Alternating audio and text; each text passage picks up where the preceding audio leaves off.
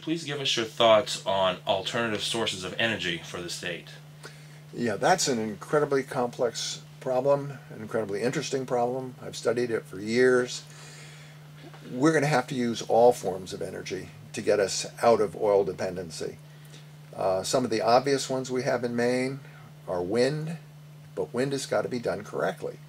There may well be a thing called wind turbine syndrome, which affects people within a mile of the turbines, and there is some sort of subsonic or harmonic vibration that is supposedly driving these people nuts. They get no compensation. Some of them leave their homes and just move away. We could get to the bottom of it with a functional MRI in about 2 weeks and see if there is indeed a wind turbine syndrome. We're going to have to use solar, but everything presupposes a national grid which can transmit enormous volumes of power from place to place around the country. The Northwest is an incredible source of wind. The Southwest is an incredible source of solar. We in Maine are blessed with a lot of wind and solar and tidal, particularly offshore. There's an excellent new federal plan to try wind about 40 miles offshore, where the wind is basically 24/7. It's not, it does excellent new federal plan to try wind about 40 miles offshore, where the wind is basically 24/7. It's not, it doesn't vary as much from day to night. And one of the problems, of course, will be getting the power in to a national grid.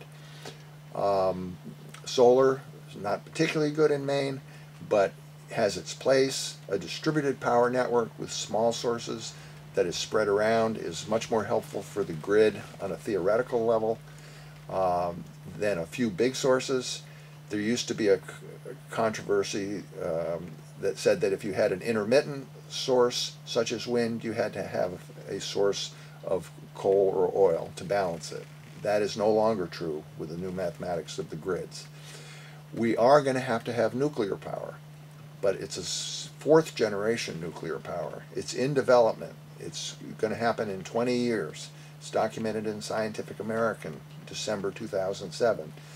And what it involves is a whole different process for nuclear power that uses 95% of the energy in the ore, leaves 5% of the waste, burns up all the transuranic elements, the really dangerous ones such as plutonium, californium, and neptunium that are dangers to terrorists. We have something like 2,000 pounds of plutonium lying around in France waiting for a terrorist to use. We can burn that up. And the amazing thing is that we don't have to keep that waste for 500,000 years. We have to keep it for 5,000 years or thereabouts.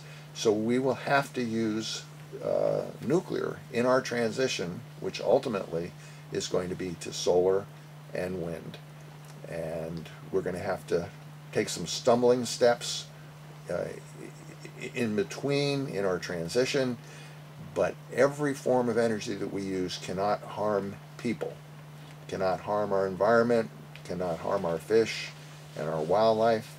Everything has to be balanced, even if it costs a little bit more to preserve some natural feature that we need to get that energy.